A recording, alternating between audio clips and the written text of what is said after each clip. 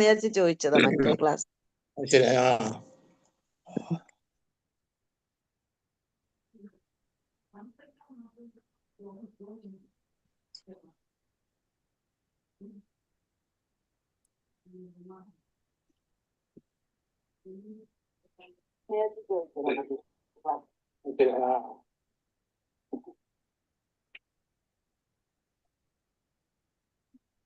ശ്രീ മാതാജി ഒരു ഡിജിറ്റ് എഴുതിയിട്ടില്ല. Phone number ഒന്നുകൂടെ പറഞ്ഞു. ഞാന് ചെയ്തു മാതാജി. ചെയ്തോ? ഞാൻ ചെയ്യുമായിരുന്നു. ഒരു ലിങ്ക് കിട്ടിയപ്പോ ചെയ്തു. Okay okay, thank U.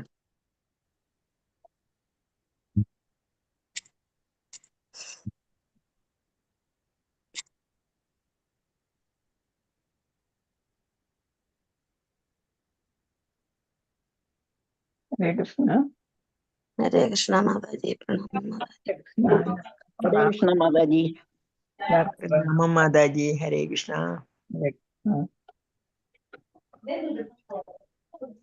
ഓം നമോ ഭഗവതേ വാസുദേവായ.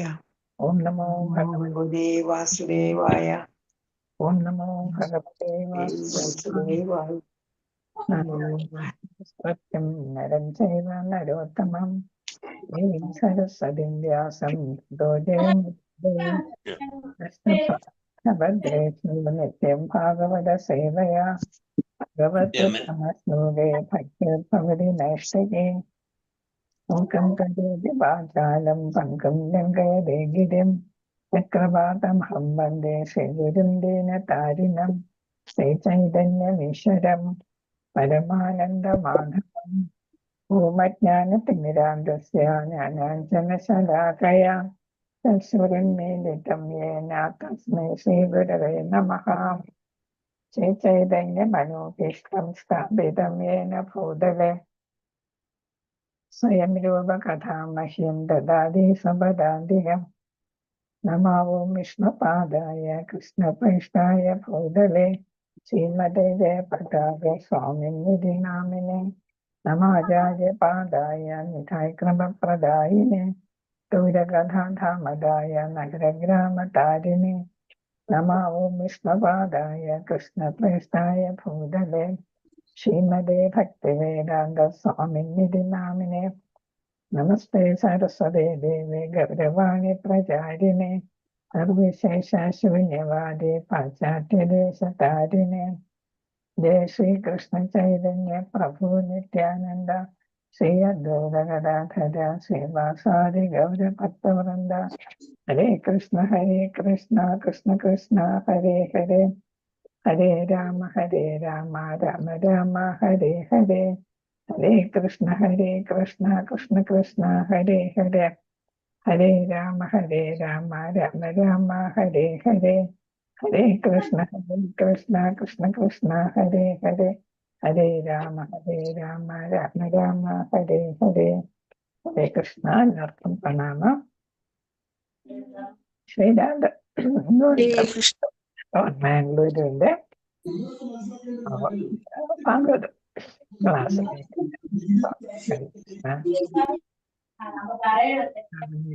ഹരേ കൃഷ്ണ. എല്ലാരും മ്യൂട്ട് ചെയ്തോളൂ. ഹരേ കൃഷ്ണ. നമ്മൾ ഇന്നലെ പഠിച്ചോണ്ടിരിക്കുകയായിരുന്നു മഹാപ്രഭു എന്തിനെ കുറിച്ച് മഹാത്മായ വാദ പ്രസ്ഥാനത്തെ എതിർക്കുന്നതാണ് കണ്ടതല്ലേ. അപ്പോ ഹരേ കൃഷ്ണ.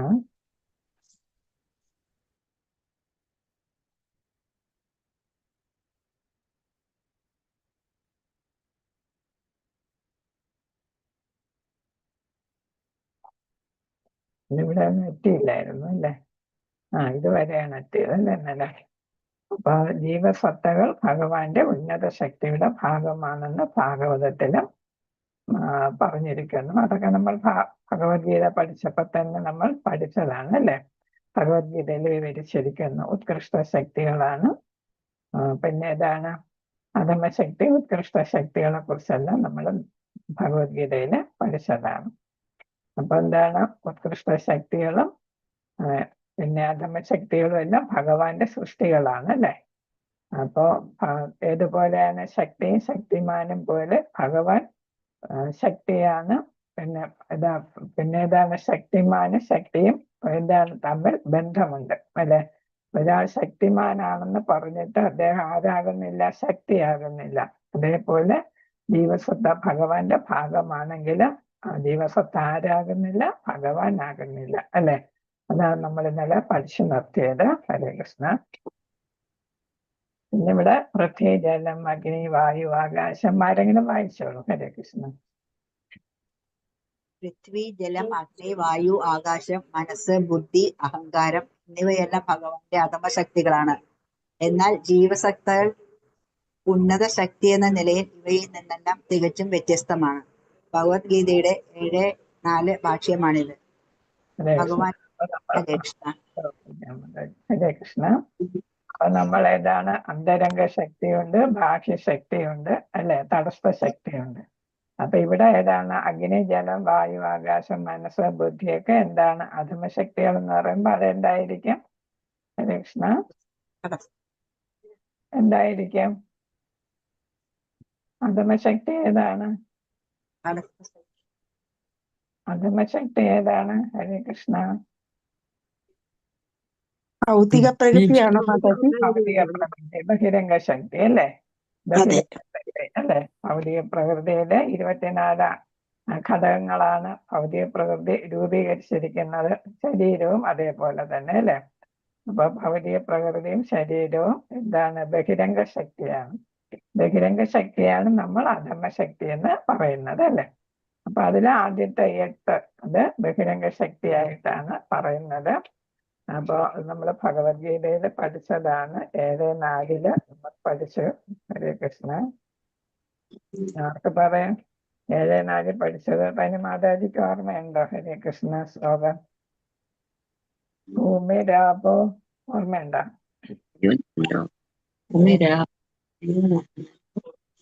ഭൂമി രാപോ അനലോ വായു അഹങ്കാരം അഷ്ടധ എന്ന് വെച്ചാൽ അപ്പൊ ഇവിടെ ഭൂമി, ആപോ, അനലോ, വായു അതെല്ലാം ഏതാണ്? ഭൂമി, ആപ എന്ന് പറഞ്ഞ ജലം, അനലോ എന്ന് പറഞ്ഞ അഗ്നി, വായു, ഖം എന്ന് പറഞ്ഞ ആകാശം, പിന്നെ മനോബുദ്ധി ഏവച മനസ്സ്, ബുദ്ധി, പിന്നെ ഏതാണ്? അഹങ്കാരം. നമ്മളെ വിട്ടൊഴിയാത്ത ഒരു സാധനമാണ് അല്ലെ. അപ്പൊ അങ്ങനെ 8 ഉണ്ട് ഭൗതിക സൃഷ്ടിയില് ഭൗതിക ഗുണങ്ങളായിട്ട് അല്ലെങ്കിൽ ഘടകങ്ങളായിട്ട് അങ്ങനെ 8 ഉണ്ട്. ഇവയെല്ലാം അധമശക്തിയാണ് എന്ന് നമ്മൾ ഭഗവത്ഗീതയില് പഠിച്ചിട്ടുണ്ട്. എന്നാൽ നമ്മൾ ആരാണ്? ജീവസത്ത എന്ന് പറയുന്ന ആത്മാവ് എന്താണ്? ഉന്നത ശക്തിയാണ് അല്ലെ, ഉത്കൃഷ്ട ശക്തിയാണ്. അന്തരംഗ ശക്തിയെ പോലെ തന്നെ ഉത്കൃഷ്ട ശക്തിയാണ് ഏതാ? നമ്മള് ജീവസത്ത അതായത് ആത്മാവ്. ഇതെല്ലാം നമ്മൾ തമ്മിൽ അങ്ങ് ബന്ധപ്പെടുത്തി ഓർത്തു വെച്ചാൽ മതി. ജീവസത്ത എന്ന് കേൾക്കുമ്പോൾ തന്നെ നമുക്ക് ഓർമ്മ വരണം അതെന്താണ്? ജീവസത്ത എന്ന് പറയുന്നത് ഏതാണ്? തടസ്ഥ ശക്തി അല്ലെ, ആത്മാവ് എന്ന് നമ്മൾ ഓർത്തോളണം. പിന്നെ അങ്ങനെ ഒന്ന് ബന്ധപ്പെടുത്തി നമ്മളെ വാക്കുകളൊക്കെ പഠിച്ചു വെച്ചിരുന്ന നമുക്ക് എപ്പോൾ ചോദിച്ചാലും ഓർക്കാനായിട്ട് പറ്റും. അപ്പൊ ജീവസത്ത എന്ന് പറയുന്നത് ആത്മാവാണ്. അത് ഉത്കൃഷ്ട ശക്തിയാണ് അല്ലെ, തടസ്ഥ ശക്തിയാണ്. അപ്പൊ ഈ തടസ്ഥ ശക്തി ഉത്കൃഷ്ട ശക്തി ആയതുകൊണ്ട് തന്നെ അഗ്നി, വായു, ജലം തുടങ്ങിയ പഞ്ചഭൂതങ്ങളും പിന്നെ ഏതാണ്? സൂക്ഷ്മ ശരീരം അല്ലെ, മനസ്സ്, ബുദ്ധി, അഹങ്കാരം. ഇതേതാണ്? പൃഥ്വി, ജലം, അഗ്നി, വായു, ആകാശം. നമ്മൾ ഏത് ശരീരം എന്നാ പറയുക?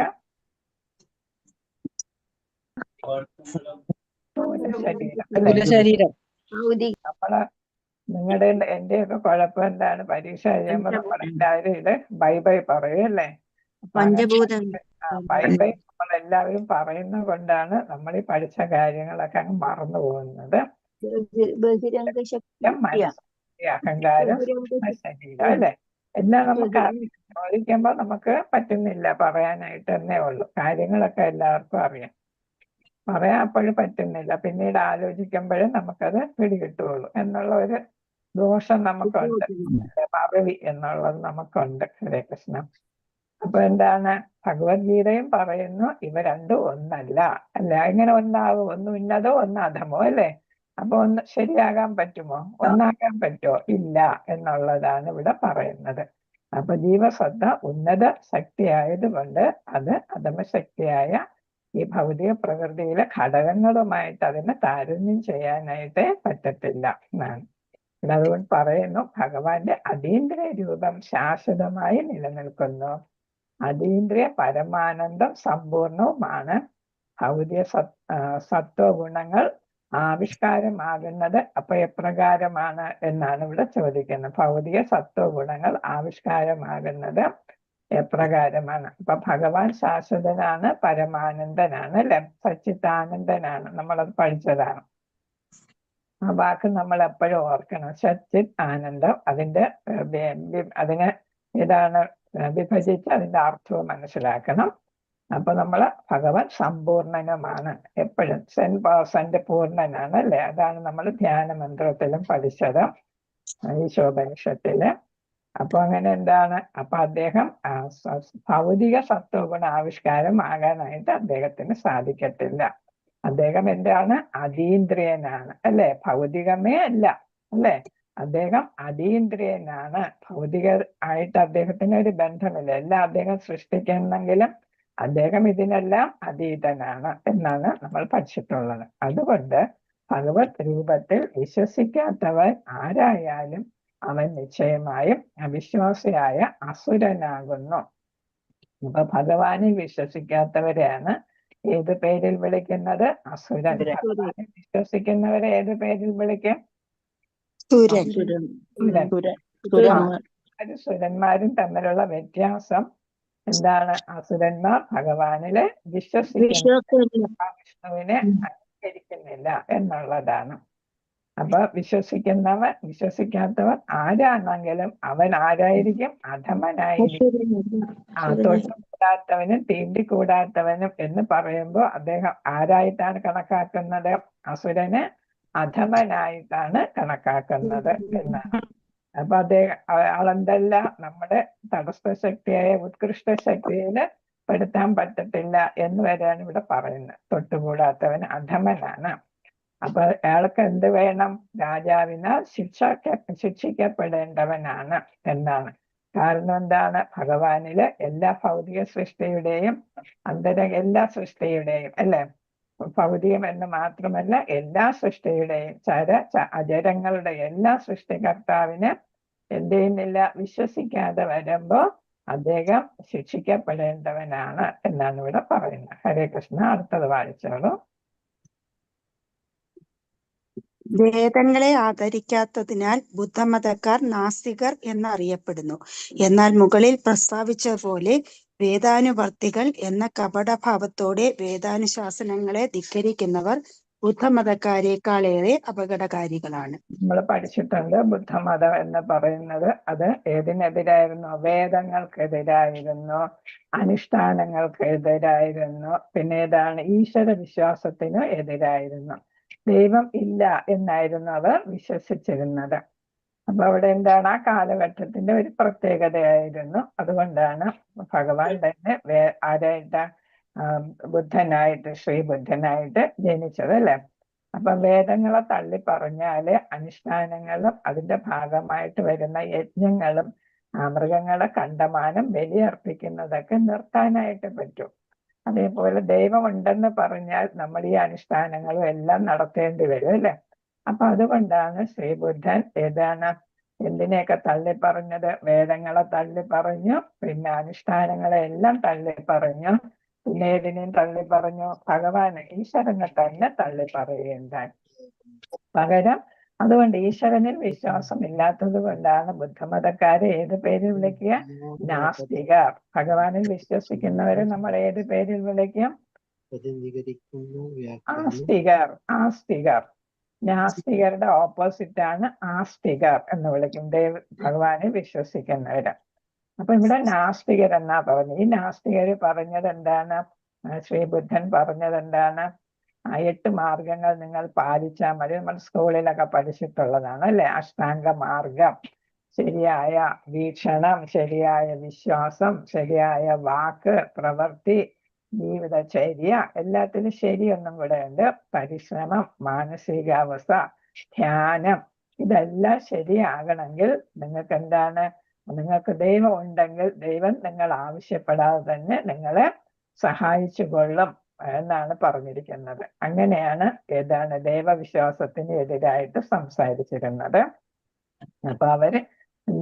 അപ്പൊ അവര് നാസ്തികരാണ്, ഈശ്വരനിൽ വിശ്വസിക്കാത്തവരാണ്, ഭഗവാനിൽ. ഇവിടെ പിന്നെ വേദാനുവർത്തികൾ എന്ന് പറയുന്നു. എന്ന് വെച്ചാൽ അവരെന്താണ്? ഞങ്ങൾ വേദങ്ങളെ അനുകരിക്കുന്നവരാണ്, നമ്മൾ വേദങ്ങളെ പാലിക്കുന്നവരാണ്. എന്ന് വെച്ചാൽ വേദങ്ങളിൽ പറയുന്നതെല്ലാം ഞങ്ങൾ വിശ്വസിക്കുന്നു, അതനുസരിച്ചാണ് നമ്മൾ ജീവിക്കുന്നത് എന്ന് പറയുന്നവരെയാണ് വേദാനുവർത്തികൾ എന്ന് പറയുന്നത്. യഥാർത്ഥത്തിൽ എന്താണ്? വേദങ്ങളിൽ പറയുന്ന എല്ലാ കാര്യങ്ങളും അതേപോലെ അവർ പാലിക്കുന്നില്ല. അതുകൊണ്ട് അവിടെ പറയുന്ന കപടഭാവത്തോടെ വേദാനുശാസനങ്ങളെ അവർ ധിക്കരിക്കുന്നു എന്നാണ് പറയുന്നത്. അപ്പം ചെയ്യുന്നു എന്ന് കപടം അല്ലെ ആയിട്ട് പറയുകയും വേദ അനുശാസനങ്ങളെ അവർ ധിക്കരിക്കുകയും ചെയ്യുന്നു.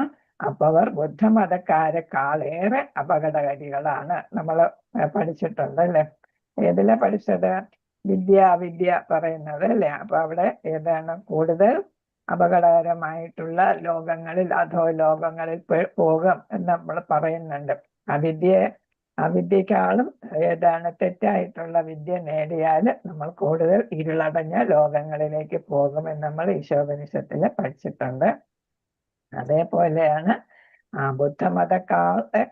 അവരെക്കാൾ ഏറെ അപകടകാരി. എന്ന് വെച്ചാൽ സമൂഹത്തിലെ സംവിധാനങ്ങളെല്ലാം, നമ്മളിവിടെ വർണ്ണാശ്രമ ധർമ്മങ്ങളൊക്കെ നിലവിലുണ്ടല്ലേ, അതിനെയൊക്കെ തള്ളിക്കളയുന്ന രീതിയിലുള്ള പ്രവർത്തനങ്ങളായിരിക്കും ഇവിടെ വരിക. അപ്പൊ അവർ കൂടുതൽ സമൂഹത്തിന് അപകടകരം ആയിട്ടായിരിക്കും അവരുടെ പ്രവർത്തനം. ആധ്യാത്മിക ജീവിതത്തിൽ മുന്നേറാനായിട്ട് സാധ്യമല്ലാതായി വരും.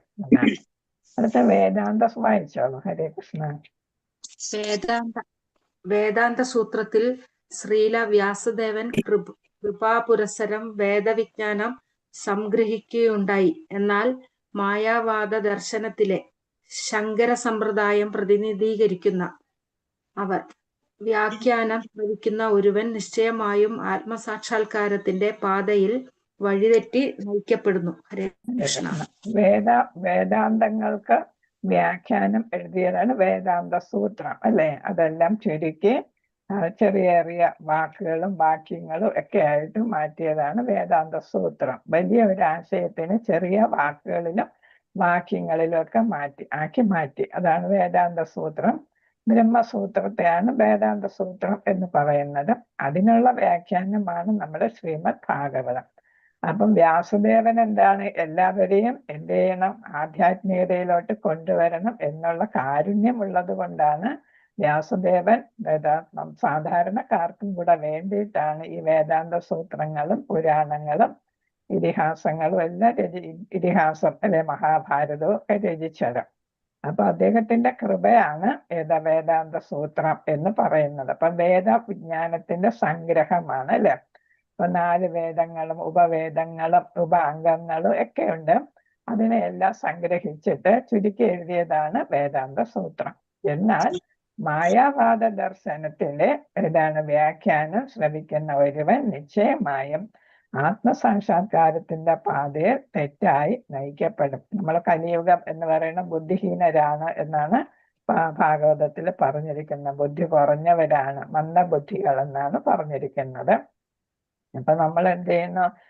ശങ്കര സമ്പ്രദായം പ്രതിനിധീകരിക്കുന്ന മായാവാദ ദർശനം. ശങ്കരാചാര്യര് 825 അല്ലെ കോമൺ ഇയർ 825 കാലടിയില് നമ്മുടെ നാട്ടിലുള്ള ആളാണ് അല്ലെ. അദ്ദേഹം നമ്മൾ പറഞ്ഞു ശൈവ മതത്തിന്റെ ആളാണ് അല്ലെ. അപ്പൊ അദ്ദേഹത്തിന്റെ സിദ്ധാന്തമാണ് മായാവാദം എന്ന് പറയുന്നത്. എന്ന് വെച്ചാൽ എല്ലാം അതിന് നമ്മൾ വേറൊരു പേരിലും പറയുന്നുണ്ട്. മായാവാദത്തിന് നിഷേധ സിദ്ധാന്തം എന്നാണ് അതിനെ പറയുന്നത്. നിഷേധിക്കുക, ഇതല്ല ഭഗവാന്റെ രൂപം, ഗുണം, ലീലകള് ഒക്കെ അതൊന്നും അല്ല എന്നുള്ളതാണ്. ഭഗവാൻ ഇന്നതാണ് എന്നൊക്കെ പറയുമ്പോൾ അദ്ദേഹത്തിന്റെ എല്ലാ ഗുണങ്ങളും എല്ലാം വ്യാഖ്യാനിക്കുമ്പോഴും അതൊന്നും ശരിയല്ല എന്ന് നിഷേധിക്കുന്ന ഒരു സ്വഭാവത്തിനെയാണ് നിഷേധ സിദ്ധാന്തം എന്ന് പറയുന്നത്. അതിനെയാണ് മായാവാദത്തിനെയാണ് ശൂന്യ സിദ്ധാന്തം എന്നും പറയുന്നത്. എന്ന് വെച്ചാൽ എന്താണ്? എല്ലാം ശൂന്യമാണ്, തെറ്റാണ് എന്നാണ് പറയുന്നത്. ഇതെല്ലാം മായയാണ്. ഈ ഭൗതിക പ്രകൃതി എന്ന് പറയുന്നത് മായയാണ്, ഇലൂഷനാണ് എന്നാണ് പറയുന്നത്. അത് മിഥ്യയാണ്, അങ്ങനെ ഒന്നില്ല എന്നാണ് പറയുന്നത്. അപ്പൊ ഈ ഘടകങ്ങളൊക്കെ ചേരുന്നു. അങ്ങനെ മഹാവിഷ്ണു ഇതൊന്നും സൃഷ്ടിച്ചിട്ടില്ല എന്നുള്ള അർത്ഥത്തിലാണ് ആര് സംസാരിക്കുന്നത്? ഈ മായാ ദർശനം. ദർശനം എന്ന് വെച്ചാൽ ഫിലോസഫി, തത്വം. അപ്പൊ അവര് പിന്നെ വ്യാഖ്യാനിക്കുന്നത് അതാണ്. ശങ്കരനാണ് ശങ്കരാചാര്യരാണ് അതിലെ ഏറ്റവും പ്രധാനി. അതുകൊണ്ടാണ് അദ്ദേഹം പ്രതിനിധീകരിക്കുന്ന സമ്പ്രദായം എന്ന് പറയുന്നത്. അപ്പൊ അത് കേട്ട് കഴിഞ്ഞാൽ നമ്മളെ ആത്മീയ ചിന്തയെല്ലാം വഴിതെറ്റിപ്പോകും എന്നാണ്. നമ്മളിപ്പോ ഭഗവാനിലെത്തണം എന്നുള്ള ഒരു ആഗ്രഹമാണ് നമ്മുടെ എല്ലാവരുടെ മനസ്സിൽ, അല്ലെ? മനുഷ്യരായിട്ട് ജനിച്ചവർക്കെല്ലാം ഒരുവിധം ഭക്തിയുള്ളവരെല്ലാം വിചാരിക്കുന്ന എന്താണ്? നമുക്ക് ഭഗവത് പദത്തിൽ എത്തിച്ചേരണം എന്നാണ്. അപ്പൊ അതിനെല്ലാം തടസ്സം നിൽക്കുന്നതാണ് ഏത്? ശങ്കര സമ്പ്രദായം. ഇതെല്ലാം മായയാണ്, ഉണ്ടെങ്കിൽ എവിടെ ലയിക്കണം? ബ്രഹ്മനിൽ ലയിക്കണം എന്നാണ് പറയുന്നത്. അപ്പൊ ഭക്തിയുടെ സേവനത്തിനെ കുറിച്ചൊന്നും അവർ തർക്കിച്ച് പറയുന്നില്ല. അതാണ് ഇവിടെ നമ്മളെ വഴിതെറ്റിക്കാം എന്നാണ്. നമ്മൾ കലിയുഗ ആയതുകൊണ്ട് നമ്മൾ എളുപ്പം വഴിതെറ്റിപ്പോകാനും ഇടയുണ്ട് എന്നാണ് ഇവിടെ ചൈതന്യ മഹാപ്രഭു സമർപ്പിക്കുന്നത്. അടുത്ത വായിച്ചോളൂ. ഹരേ കൃഷ്ണ. വേദാന്ത സൂത്രാരംഭ വിഷയം സൃഷ്ടിതത്വമാകുന്നു. സർവ വിശ്വസൃഷ്ടികളും പരമദിവ്യോത്തമ പുരുഷന്റെ ഭാവനാതീതമായ അഥവാ ദുഗ്നേയമായ വിവിധ ശക്തികളിൽ നിന്നു ഉത്ഭവിച്ചവയാകുന്നു. ഇരുമ്പിനെ സ്വർണമാക്കി മാറ്റുന്ന മാന്ത്രിക കല്ലിന്റെ ദൃഷ്ടാന്തം സൃഷ്ടിതത്വത്തിന് അനുയോജ്യമാണ്. അളവറ്റ ഇരുമ്പിനെ സ്വർണമാക്കി രൂപാന്തരപ്പെടുത്തിയതിനു ശേഷവും യാതൊരു വ്യത്യാസവും കൂടാതെ മാന്ത്രികക്കല്ല് അതേപടി നിലനിൽക്കുന്നു. അതേപോലെ ദിവ്യോത്തമ പുരുഷന്റെ ദുർജ്ഞേയമായ ശക്തിയാൽ സമസ്ത പ്രപഞ്ചവും സൃഷ്ടിക്കപ്പെടുന്നുവെങ്കിലും അദ്ദേഹം സമ്പൂർണനായും മാറ്റമില്ലാതെയും സ്ഥിതി ചെയ്യുന്നു. അദ്ദേഹം പൂർണ്ണനാണ്. അനവധി പൂർണ്ണങ്ങൾ പരമദിവ്യോത്തമ പുരുഷനിൽ നിന്ന് ഉത്ഭവിക്കുന്നുവെങ്കിൽ തന്നെയും അദ്ദേഹം പൂർണ്ണനായി തന്നെ നിലകൊള്ളുന്നു. ഹരേ കൃഷ്ണ. അപ്പൊ ഇവിടെ ഏതാണ്? ഇതേത് ധ്യാന മന്ത്രമാണ്? പൂർണ്ണമദ പൂർണ്ണമിദം പൂർണ്ണാത് പൂർണ്ണമുദച്യതേ പൂർണ്ണസ്യ പൂർണ്ണമാദായ പൂർണ്ണമേവാവശിഷ്യതേ. ഹരേ കൃഷ്ണ. അപ്പൊ എത്ര തന്നെ ഏതാണ് പൂർണ്ണങ്ങളുണ്ടായാലും അല്ലെ, ചരാചരങ്ങൾ, ചരവും അചരവും അല്ലെ, എല്ലാം ഉത്ഭവിച്ചാലും ഭഗവാൻ എന്താണ്? പൂർണ്ണനായി തന്നെ നിലകൊള്ളുന്നു. അദ്ദേഹത്തിൽ നിന്ന് ഉത്ഭവിക്കുന്നത് എല്ലാം പൂർണ്ണം തന്നെയാണ് അല്ലെ. നമ്മൾ പൂർണ്ണമാണ് അല്ലെ, ഗുണത്തിൽ നമ്മൾ പൂർണ്ണമാണ് എന്ന് നമ്മൾ പഠിച്ചു കഴിഞ്ഞു. അപ്പൊ നമ്മളെല്ലാവരും, എല്ലാ ജീവജാലങ്ങളും അജരങ്ങളും എല്ലാം പൂർണ്ണമായിട്ട് തന്നെ നിലകൊള്ളും. ഇപ്പൊ ഹിമാലയ പർവ്വതം അതും പൂർണ്ണമാണ്, നദികൾ അതും എല്ലാം പൂർണ്ണമാണ് അല്ലെ. അപ്പൊ എല്ലാം പൂർണ്ണമാണ്. അപ്പൊ ഇവിടെ വേദാന്ത സൂത്ര ആരംഭ വിഷയം സൃഷ്ടിതത്വമാകുന്നു എന്നാണ് പറയുന്നത്. അപ്പൊ ഏതിനെ കുറിച്ചാണ് ഇത് പറയുന്നത്? വേദാന്ത സൂത്രം പറയുന്ന ഏതാണ്? സൃഷ്ടിയെ കുറിച്ചാണ് പറയുന്നത് അല്ലെ. സൃഷ്ടിസ്ഥിതി സംഹാരം. അപ്പൊ സൃഷ്ടി വരുമ്പോഴേ അതിന് പിന്നെ എന്തുള്ളൂ? സ്ഥിതി. അതിനെ പരിരക്ഷിക്കുകയും അതിനെ സംഹരിക്കുകയും വേണ്ടി വരുന്നുള്ളൂ. അപ്പൊ സൃഷ്ടിയാണ് ഇതിൽ അടിസ്ഥാന വിഷയം എന്ന് പറയുന്നത്. സൃഷ്ടിയാണ്. പ്രപഞ്ച സൃഷ്ടിയും അതേപോലെ തന്നെ ജീവസത്തകളുടെയും എല്ലാ തന്നെ സൃഷ്ടികളുമാണ് ഇതില്. അപ്പൊ ഇതിന്റെ വിഷയം എന്താണ്? സൃഷ്ടിയാണ്, സൃഷ്ടി തത്വമാണ്. സർവ വിശ്വസൃഷ്ടികളും പരമോന്നതന്റെ ഭാവനാതീതമായ അഥവാ ദുജ്ഞേയമായ വിവിധ ശക്തികളിൽ നിന്ന് ഉത്ഭവിച്ചതാകുന്നു. ദുജ്ഞേയം എന്ന് വെച്ചാൽ നമ്മുടെ ജ്ഞാനത്തിന് അതീതമായ അല്ലെ, നമുക്ക് മനസ്സിലാക്കാൻ പറ്റാത്ത. ജ്ഞേയം എന്ന് വെച്ചാൽ എന്താണ്? മനസ്സിലാക്കുന്നത് അല്ലെ, ജ്ഞേയം. അപ്പൊ അതിന് അതീതമായിട്ടുള്ളതിനെയാണ് ദുജ്ഞേയം. നമ്മുടെ ഏതാണ്? അറിവിന് നമുക്ക് മനസ്സിലാക്കാൻ പറ്റുന്നതിന് ഉപരിയായിട്ടുള്ള ഭാവനയിൽ കാണാൻ പോലും പറ്റാത്ത, നമുക്ക് കാണാൻ പറ്റുമോ എത്രയൊക്കെ ബ്രഹ്മാണ്ടങ്ങളുണ്ട് അല്ലെ. കാരണോദകശായ വിഷ്ണു നമുക്ക് ഒരു ബ്രഹ്മാണ്ടത്തിനെ കുറിച്ചേ അറിയാം. അതിനെക്കുറിച്ച് തന്നെ നമുക്ക് മുഴുവനൊന്നും അറിഞ്ഞൂടെ അല്ലെ. അപ്പൊ നമ്മൾ ഓരോന്നിൽ കേൾക്കുന്നതും കാണുന്നതും മാത്രമാണ് നമ്മുടെ ബ്രഹ്മാണ്ടത്തിനെ കുറിച്ചുള്ള നമ്മുടെ നിയന്ത്രിതമായിട്ടുള്ള അറിവേ നമുക്ക് അത് തന്നെ ഉള്ളൂ. അപ്പൊ എത്രയോ ബ്രഹ്മാണ്ടങ്ങൾ അല്ലെ, കോടിക്കണക്കിന് ബ്രഹ്മാണ്ടങ്ങളുണ്ട് എന്നാണ് പറയുന്നത് അല്ലെ ശാസ്ത്രങ്ങളിലും. അപ്പൊ ഭാവനയ്ക്ക് അതീതമാണ് അവയെല്ലാം എന്നാണ്. അങ്ങനെ അദ്ദേഹത്തിന്റെ വിവിധ ശക്തി നമുക്കറിയാം. കാരണോദകശായ വിഷ്ണു അല്ലെ, ഗർഭോദകശായ വിഷ്ണു, ക്ഷീരോദകശായ വിഷ്ണു, അങ്ങനെ 3 വിഷ്ണു തത്വങ്ങളിൽ നിന്നാണ് ഇതെല്ലാം ഉത്ഭവിച്ചത് അല്ലെ. അതാണ് ഇവിടെ പറയുന്നത്. ഇരുമ്പിനെ സ്വർണമാക്കി മാറ്റുന്ന മാന്ത്രിക കല്ലിന്റെ ദൃഷ്ടാന്തം ഈ സൃഷ്ടി തത്വത്തിന് അനുയോജ്യമാണ്. എല്ലാ സൃഷ്ടികർമ്മവും നടത്തിയാലും അതിൽ നിന്ന് എല്ലാം പൂർണ്ണമായിട്ടുള്ള ഏതാണ് ജീവസത്തകളും എല്ലാം ചരാചരങ്ങളൊക്കെ ഉണ്ടായാലും എന്ത് ചെയ്യുന്നു? ഭഗവാൻ പൂർണ്ണനായി തന്നെ നിലകൊള്ളുന്നു. അത് ഇവിടെ ഒരു വിശ്വാസമാണ്. പാരസ്പദ്ധർ എന്നാണ് അതിനെ പറയുന്നത്. പാരസ്പദ്ധർ അല്ലെങ്കിൽ പാരസ് മണി എന്നാണ് അതിനെ പറയുന്നത്. അതാണ് ഇരുമ്പിനെ, അതൊരു വിശ്വാസമാണ്. ഇരുമ്പിനെ സ്വർണമാക്കി രൂപാന്തരപ്പെടുത്തുന്നു. അത് മധ്യപ്രദേശിലോ അപ്പൊ അവിടെ എവിടെയോ ഒരു ക്ഷേത്രത്തില് അതുണ്ട് എന്നാണ് പറയുന്നത്. ഈ പാരസ് മണി അവിടെ ഒരു കൊട്ടാരത്തില് ഉണ്ട് എന്നാണ് പറയുന്നത്. സൂക്ഷിച്ചിട്ടുണ്ട്, ഒരു ക്യൂവിന് അത് സൂക്ഷിച്ചിരുന്നു എന്നാണ് പറയുന്നത്. പക്ഷെ ആരും ഇതുവരെ കണ്ടിട്ടുമില്ല, ഒന്നുമില്ല. പക്ഷെ അതിനെക്കുറിച്ച് ഇങ്ങനെ കഥകളെല്ലാം സ്റ്റോറീസ് ഇങ്ങനെ കഥകളൊക്കെ കേൾക്കുന്നു. അതാണ് ഈ മാന്ത്രിക കല്ല്, പാരസ് മണി എന്നാണ് അതിനെ പറയുന്നത്. ഇന്ത്യയിലായത് ഉത്തർപ്രദേശിലെങ്ങാണ്ടാണ്, മധ്യപ്രദേശ് ഉത്തർപ്രദേശിലാണ്. അതുകൊണ്ട് ചിത്രകൂടം കൊട്ടാരത്തിൽ, യു പിയിലാണ്, ചിത്രകൂടം കൊട്ടാരത്തിൽ അതുണ്ടെന്നാണ് പറയുന്നത്. യു പിയിലാണ്. അപ്പൊ ആരും കണ്ടിട്ടില്ല, പക്ഷെ ഇങ്ങനെ കേൾക്കുന്നു. അപ്പൊ അതിനെന്താണ്? ഇരുമ്പിനെ വരെ ഇരുമ്പിനെ അത് സ്വർണമാക്കി മാറ്റും. പക്ഷെ അതിനൊരു മാറ്റവും വരുന്നില്ല എന്നാണ്. അതേപോലെയാണ് ഭഗവാന്. സൃഷ്ടികർമ്മങ്ങളെല്ലാം നടത്തിയാലും ഭഗവാന് ഒരു മാറ്റവും വരുന്നില്ല. അദ്ദേഹത്തിന്റെ അംശങ്ങളായിട്ട് എത്ര വന്നാലും അല്ലെ, നമ്മളൊക്കെ ഭഗവാന്റെ അംശമായിട്ട് ആറ്റം പോലെയാണ് നമ്മൾ വരുന്നത് അല്ലെ. എന്നാലും ഭഗവാൻ വിഭുവായിട്ട് തന്നെ പൂർണ്ണനായിട്ട് തന്നെ നിലകൊള്ളുന്നു എന്നാണ് ഇവിടെ പറയുന്നത്. മാന്ത്രിക കല്ല് അതേപടി നിലനിൽക്കും. അതേപോലെ പരമദിവ്യോത്തമ പുരുഷന്റെ ദുർജ്ഞേയമായ നമ്മളെ അറിവിന് അതീതമായിട്ടുള്ള ശക്തിയാ സമസ്ത പ്രപഞ്ചവും സൃഷ്ടിക്കപ്പെടുന്നു എങ്കിലും അദ്ദേഹം സമ്പൂർണനായും മാറ്റമില്ലാതെയും സ്ഥിതി ചെയ്യുന്നു. അദ്ദേഹം പൂർണ്ണനാണ്. അനവധി പൂർണ്ണങ്ങൾ ദിവ്യോത്തമ പുരുഷനിൽ നിന്നും ഉത്ഭവിച്ചുവെങ്കിൽ തന്നെ അദ്ദേഹം പൂർണ്ണനായി തന്നെ നിലകൊള്ളും. ഇത് നമുക്ക് മനസ്സിലായല്ലോ അല്ലെ, ഇനി വിശദീകരണം ഒന്നും വേണ്ടല്ലോ. ഹരേ കൃഷ്ണ. അടുത്ത വായിച്ചോളൂ. നിരപേക്ഷ സത്യത്തിന്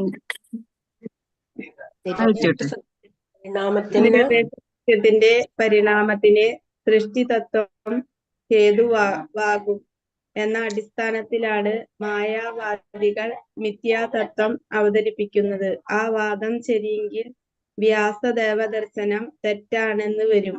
അതൊഴിവാക്കാനായി അവർ തന്ത്രപൂർവം മിഥ്യാതത്വം അവതരിപ്പിക്കുന്നു.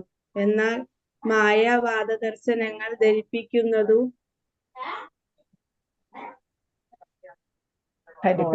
പോലെ ഈ പ്രപഞ്ചം മിഥ്യയല്ല, അതിന് ശാശ്വത അസ്തിത്വമില്ലെന്നാണ്. ശാശ്വത അസ്തിത്വമില്ലെന്നതാണ് വാസ്തവം. അനിത്യമായ ഒന്നിനെ അശേഷം മിഥ്യയെന്നു വിളിക്കുക സാധ്യമല്ല. എന്നാൽ താൻ ശരീരമാകുന്നുവെന്ന സിദ്ധാന്തം നിശ്ചയമായും തെറ്റാണ് അല്ലെ. അപ്പൊ ഇവിടെ പറയുന്നത് മായാവാദവും സൃഷ്ടിതത്വവും, മിഥ്യാതത്വവും സൃഷ്ടിതത്വവും. അതവിടെ സൃഷ്ടിതത്വം കിടക്കുന്നു, താഴെ മിഥ്യാതത്വം അല്ലെ. അപ്പൊ മായാവാദം, മിഥ്യാതത്വം എന്ന് പറയുന്ന മായാവാദം അല്ലെ. അപ്പോ ഈ ഭൗതിക പ്രകൃതി മായയാണ് എന്നാണ് പറയുന്നത്. അപ്പൊ ഇത് സൃഷ്ടിച്ചതല്ല എന്നാണ് ആര് പറയുന്ന? മായാവാദികൾ പറയുന്നു. ഇതൊരു ഇലൂഷൻ, നമുക്ക് തോന്നുന്നു ഇതുണ്ടെന്ന് അല്ലെ. ഇതുപോലെ കയറിനെ നമ്മൾ പാമ്പെന്ന് വിചാരിക്കുന്നത് പോലെ നമുക്ക് തോന്നുന്നു ഇത് സൃഷ്ടിച്ചതാണ്, ഇതുണ്ട് എന്ന് തോന്നുന്നു എന്നാണ്. അതേസമയം ഏതാണ് നിരപേക്ഷ സത്യത്തിന്റെ തത്വം? എന്താണ്? സൃഷ്ടി തത്വമാണ് അല്ലെ. അപ്പൊ ഭഗവാൻ 3 വിഷ്ണു രൂപങ്ങളായിട്ട് എന്ത് ചെയ്തു? ഭൗതിക പ്രകൃതിയെയും ജീവസത്തകളെയും അജരങ്ങളെയും എല്ലാം സൃഷ്ടിക്കുകയായിരുന്നു ചെയ്തത്. പക്ഷെ മായാവാദികൾ പറയുന്നു ഇതൊക്കെ വെറുതെ ആണ്, ഇതൊന്നും ഇതെല്ലാം സത്യമല്ല, ഇത് മിഥ്യയാണ്, ഇത് മായയാണ് എന്നാണ് അവർ പറയുന്നത്. അപ്പൊ ആ വാദം ശരിയാണെങ്കിൽ വ്യാസദേവ ദർശനം തെറ്റാണെന്ന് വരും. ഏത് വാദം? മിഥ്യാവാദം, മിഥ്യാ തത്വവാദം അല്ലെങ്കിൽ മായാവാദം. നമ്മള് ഏതാണ് അതിന് ശരിയെന്ന് നമ്മൾ പറഞ്ഞാല് ഏതാണ്? വ്യാസദേവൻ ഏതെഴുതിയിരിക്കുന്നു? നിരപേക്ഷ സത്യത്തിന്റെ പരിണാമ സൃഷ്ടി തത്വത്തെ കുറിച്ചാണ് എഴുതിയിരിക്കുന്നത് അല്ലെ. തുടങ്ങുന്നത് തന്നെ സൃഷ്ടിസ്ഥിതി സംഹാരത്തിന്റെ കാരണഭൂതൻ പരമദിവ്യോത്തമ പുരുഷനായ ഭഗവാനാണ് എന്നും ഭഗവാന്റെ ബന്ധം, ആത്മാവിനോട് ഭഗവാനുമായിട്ടുള്ള ബന്ധം എന്നാണ് തുടങ്ങുന്നത്. ജന്മാദ്യസ്തേതോ അന്യയാതിതരത് ചാർത്തേശ വിജ്ഞസ്വര എന്ന് പറയുന്നത് അതാണ് സ്ഥാപിക്കുന്നത്. അപ്പൊ വ്യാസദേവന്റെ ദർശനം തെറ്റാണെന്ന് വരും. മായാവാദം നമ്മള് ശരിയെന്ന് വിശ്വസിച്ചാൽ എന്നാണ്. അത് ഒഴിവാക്കാനായി അവർ തന്ത്രപൂർവ്വം മിഥ്യാതത്വം അവതരിപ്പിക്കുന്നു. ഒഴിവാക്കാനായിട്ട്? വ്യാസദർശനം ഒഴിവാക്കാനായിട്ട്, സൃഷ്ടിതത്വം ഒഴിവാക്കാനായിട്ട്. അങ്ങനെ ഒന്നില്ല എന്ന് സ്ഥാപിക്കുന്നതിന് വേണ്ടിയിട്ടാണ് അവർ ഏത് സ്ഥാപിക്കുന്നത്? മിഥ്യാതത്വം സ്ഥാപിക്കാനായിട്ട് ശ്രമിച്ചത് എന്നാണ്. എന്നാൽ മായാവാദ ദർശനങ്ങൾ ധരിപ്പിക്കുന്നത് പോലെ ഈ പ്രപഞ്ചം മിഥ്യയല്ല. ഇപ്പൊ നമ്മൾ ഇവിടെ ജീവിച്ചിരിക്കുന്നു അല്ലെ, നമുക്കൊരു ശരീരമുണ്ട്, ആത്മാവുണ്ട്, അല്ലെങ്കിൽ എന്താണ് നമ്മളിതാ ചലിക്കുകയൊക്കെ ചെയ്യുന്നു അല്ലെ. അത് നമ്മളെന്താണ് ഒരു ശക്തിയായിട്ട് ഇങ്ങനെ ജീവിക്കുന്നു. അപ്പൊ അത് നമുക്ക് മിഥ്യയല്ലെന്ന് നമുക്കറിയാം, നമ്മളുണ്ട് അല്ലെ. അപ്പൊ അങ്ങനെയാണ് ഭൗതിക പ്രകൃതിയും മിഥ്യയാണെന്ന് പറയും അല്ലെ. അപ്പം നമ്മളും എന്താണ് താൽക്കാലികമാണ്, ഭൗതിക പ്രകൃതിയും താൽക്കാലികമാണ് അല്ലെ. ഒരു കൽപ്പം കഴിയുമ്പോൾ ഭാഗികമായിട്ട് ജീവസത്തുകളും അതേപോലെ ഭൗതിക പ്രകൃതിയും ബ്രഹ്മാവിന്റെ ഒരു പകൽ കഴിയുമ്പോൾ ഭാഗികമായിട്ട് ഇല്ലാതാവും. അതേപോലെ തന്നെ ബ്രഹ്മാവിന് 100 വയസ്സ് തികയുമ്പോൾ അല്ലെ 311.04 മനുഷ്യവർഷമാകുമ്പോ ഏതാണ് മഹാപ്രളയത്തില് എല്ലാം നമ്മൾ കാണുന്നതെല്ലാം എന്ത് ചെയ്യുന്നു? ഭഗവാനിൽ തിരിച്ചെത്തിച്ചേരുന്നു അല്ല. അപ്പൊ എന്താണ്? ഇതുണ്ട്, അതുകൊണ്ടല്ലേ കാണുന്നതും തിരിച്ചു പോകുന്നതും അല്ലെ. നമ്മുടെ ശരീരം ഉണ്ട് എന്നുള്ളത് കൊണ്ടാണ് നമ്മൾ മരിക്കുമ്പോൾ നമ്മുടെ ശരീരം അല്ലെ നമ്മൾ കത്തിച്ചു കളയുന്നത്. ശരീരം ഉണ്ട്. അപ്പൊ എന്താണ്? ശാശ്വതമല്ല. ശരീരവും ഈ ഭൗതിക പ്രകൃതിയും ശാശ്വതമല്ല. പക്ഷെ അത് എന്തല്ല? മിഥ്യയല്ല അല്ലെ, ഉണ്ട് എന്നുള്ളതാണ് ഇവിടെ പറയുന്നത്. അപ്പൊ പ്രപഞ്ചം എന്ത്? ഉണ്ട്, അത് മിഥ്യയല്ല. നമ്മളും അതേപോലെ മിഥ്യയല്ല.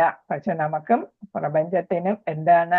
സ്ഥിരതയില്ല അല്ലെ. അത് കൽപ്പം വരുമ്പോഴും മഹാകൽപ്പം വരുമ്പോഴും അത് നശിച്ചു പോകുന്നു, അശേഷം. അതുകൊണ്ട് മിഥ്യയാണെന്ന് പറയാൻ പറ്റത്തില്ല. അപ്പൊ നമ്മളോ ഭൗതിക പ്രകൃതിയോ മിഥ്യയല്ല. കാരണം എന്ത്? താൽക്കാലികമായിട്ടെങ്കിലും ഇവിടെ നിലവിലുണ്ട്, നമ്മുടെ ശരീരമുണ്ട്, നമുക്കറിയാം അല്ലെ. പക്ഷെ നമ്മൾ എന്ത് വിചാരിക്കണം? ഞാൻ ശരീരമാകുന്നു എന്ന സിദ്ധാന്തം നിശ്ചയമായും തെറ്റാണ്. ആത്മാവില്ല, ശരീരമേ ഉള്ളൂ എന്ന് പറയുന്നത് തെറ്റാണ്. ശരീരമുണ്ട്, പക്ഷെ എന്താണ്? ശരീരത്തിനുള്ളില് ഏതുണ്ട്?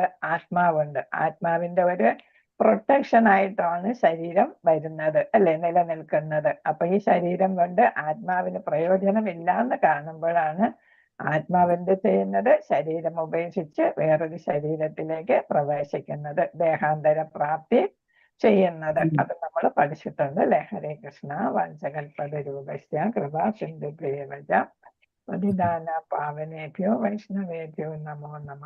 അനന്തകോടി വൈഷ്ണവ ഭക്തവൃന്ദ കീ ജയ. ശ്രീല പ്രഭുപാദർ കീ